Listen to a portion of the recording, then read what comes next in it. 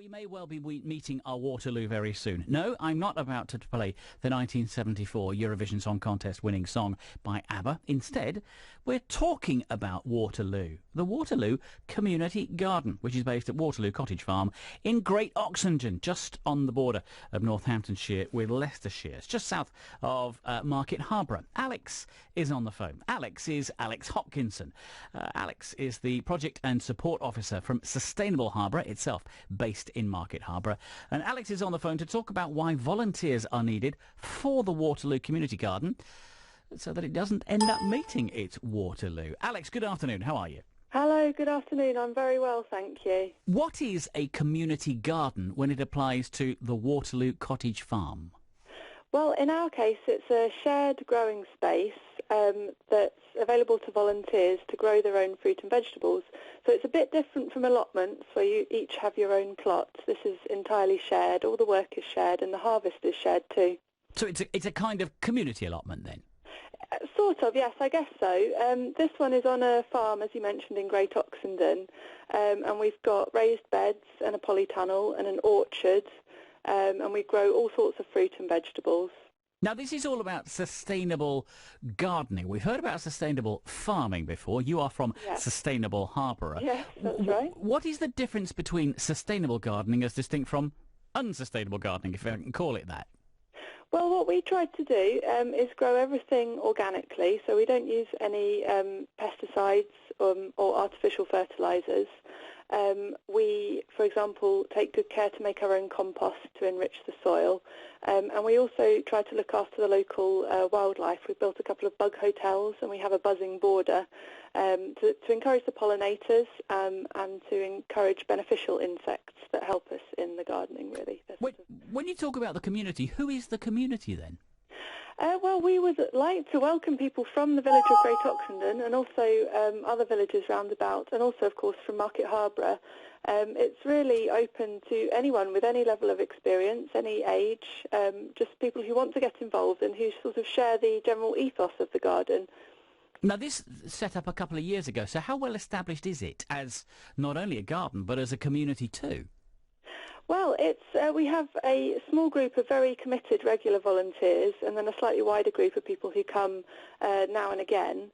It's literally the space has been transformed in the last couple of years. It was very overgrown, shoulder-high nettles and brambles. And as I say, now we've got very productive beds and an orchard and a polytunnel.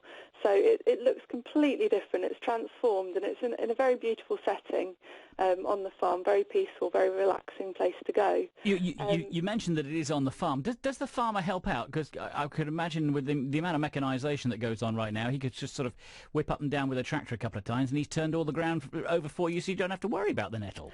No, not at all. No, the growing space is all managed by the volunteers. It's a livestock farm, actually, so one of the fun things about coming down to the garden is you get to see the piglets and the sheep and the Highland cattle sometimes. So, yes, we work it, the volunteers work the ground, and we're actually trying to use as much as possible a no-dig methodology where you disturb the soil as little as possible. What's the benefit of that? Well, it's supposed to improve the soil health and therefore the plant health. You're sort of leaving the worms to get on with it, really, and not disturbing their home. So the worms are part of the workforce. Have you proved that it works that way, or do you actually really need to do a bit of digging, if not use a bit of mechanisation? Well, there are, of course, different views within the volunteer group even, as of course there are with all gardeners. So some people are very into the no-dig and some people aren't. If anybody's interested, it's a guy called Charles Dowding who's done lots of research into this.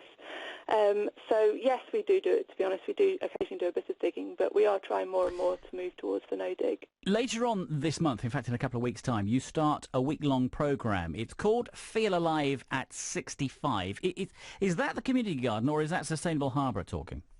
Oh, right. So the programme is county-wide and is organised by Leicestershire and Rutland Sports, I believe. So what we've been asked to do is to provide a gardening session, and we're doing that on Monday the 26th of September from 10 a.m. And that's our contribution to that week-long programme of events. Okay. And as the seasons change, presumably the need for more volunteers to do a little bit of work grows, which is why you're on the radio now. Yes, absolutely. Autumn, we're harvesting a lot at the moment, and we're even going to get into some autumn planting, garlic and broad beans and the like. So we always welcome new volunteers, whatever level of experience. Okay.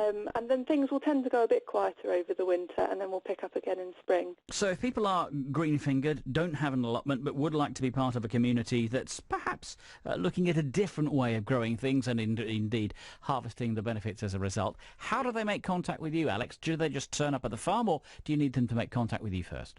Ideally, they make contact with us first, and they can do that. I can give you the phone number. Yes. It's 01858 466 207, and you can also find out more on our website, which is sustainableharborough.co.uk.